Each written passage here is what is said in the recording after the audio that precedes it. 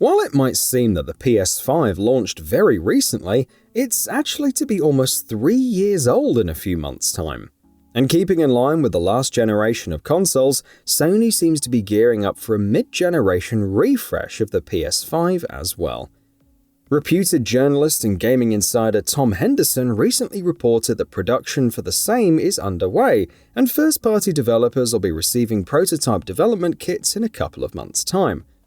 While there's a ton of buzz around whether we actually need a PS5 Pro at this moment or not, we'd like to turn our gaze towards the technical specifics of this rumored console, and what it needs to bring to the table in order to be a viable upgrade to the base PS5.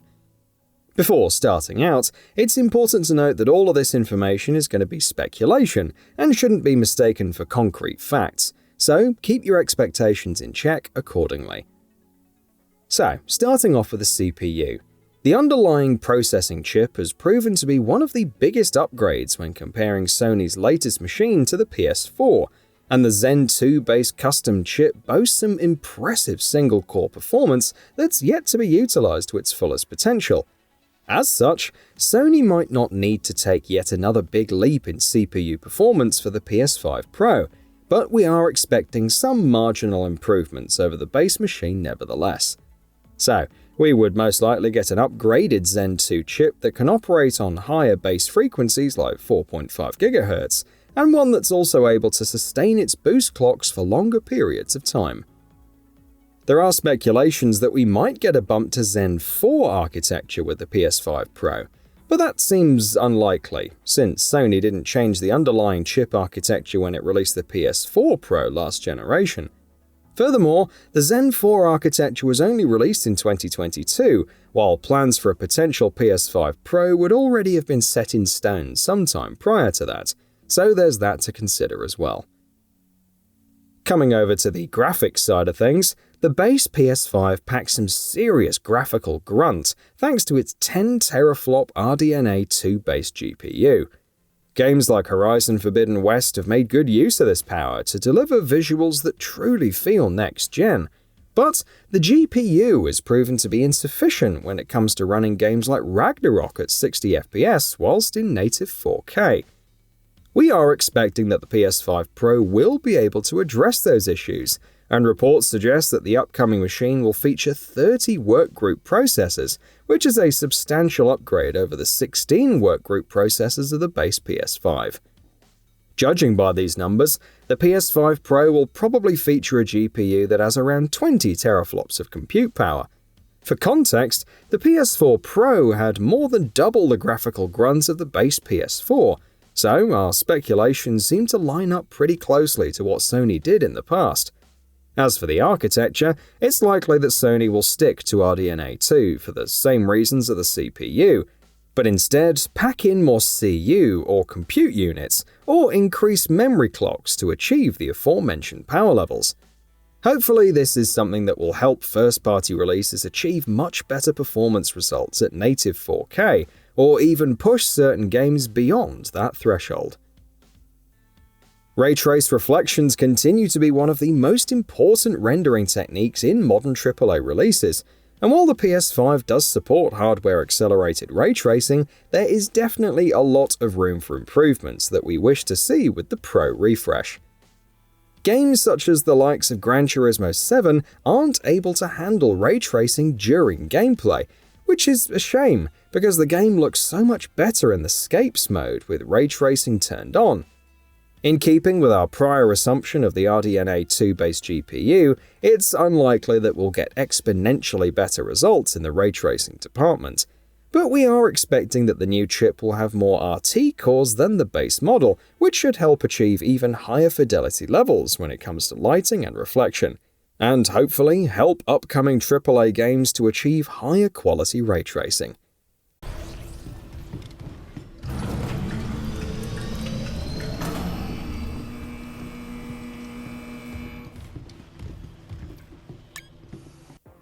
AI-aided upscaling is yet another technique that's gaining a lot of traction in the PC gaming landscape, and fans have the option to choose from a buffet of implementations, including but not limited to NVIDIA's DLSS 3.0, AMD's FSR 3.0, and Intel's XeSS.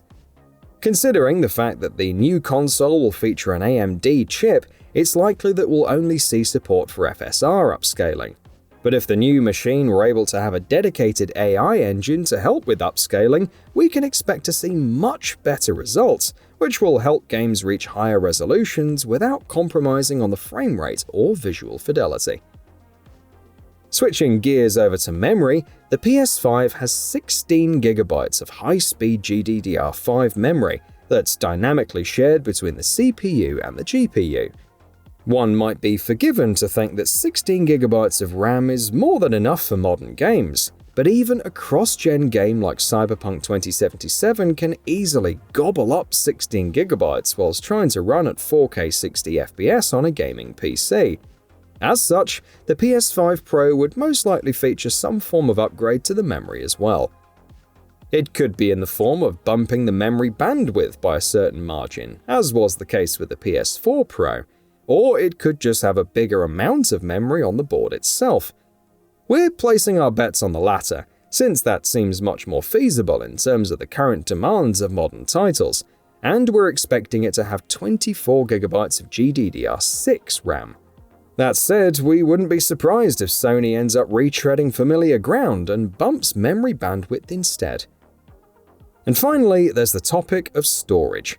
With current-gen games frequently occupying more than 100 GB of storage, even the 825GB SSD on the PS5 is starting to feel a bit too restrictive. As such, having a bigger system storage should be one of the biggest priorities for a PS5 Pro, and we're expecting it to launch with 2 TB of storage, along with the same expansion options as the base PS5. Load times haven't been much of an issue this generation, thanks to the SSD's PCIe 4 nature, so we aren't expecting any other upgrades apart from the storage capacity. Sony's philosophy with the mid-cycle refresh has been to provide customers with an iterative upgrade over the base hardware, and if we go by our speculated hardware, the PS5 Pro will be a machine that will be able to handle true 4K at 60 FPS for almost anything that you can throw at it.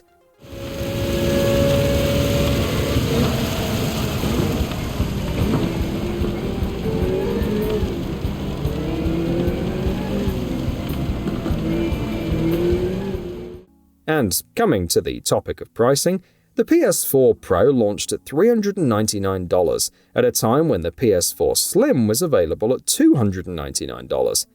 As such, the PS5 Pro would likely charge a premium over the base model.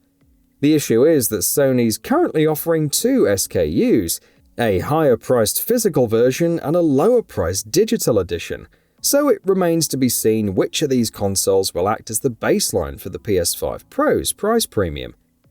Back in September of 2022, it was reported that Sony's working on a new PS5 model that comes with a detachable disk drive, and if that is to be believed, it'd make little sense to include the disk drive on the new console and risk bumping the price to an even higher degree when you can cut on the price and sell hardware add-ons separately.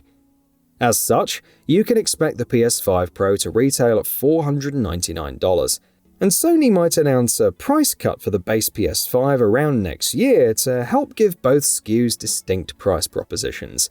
However, Sony may not opt for that, and it may very well go all out with a $599 USD premium console. It'll be interesting to see how this pans out, given that history hasn't been exactly kind to that kind of console pricing. The PlayStation 3 comes to mind. It's important to reiterate that everything is speculation at this point, and the PS5 Pro might end up being entirely different from our speculations. Some are expecting it to be an 8K gaming monster of sorts, though that seems highly unlikely from a technical and a business perspective. Either way, fans will have to wait for at least another year before they get their hands on this shiny piece of hardware, and we're definitely excited to see what the Japanese gaming giant has in store for the future. So, what are your thoughts on this? Go ahead and share them in the comments below. And if you like this video, please subscribe to the channel and enable all notifications by clicking the bell icon to get new video updates. We upload every day and would really appreciate your support. Thanks for watching.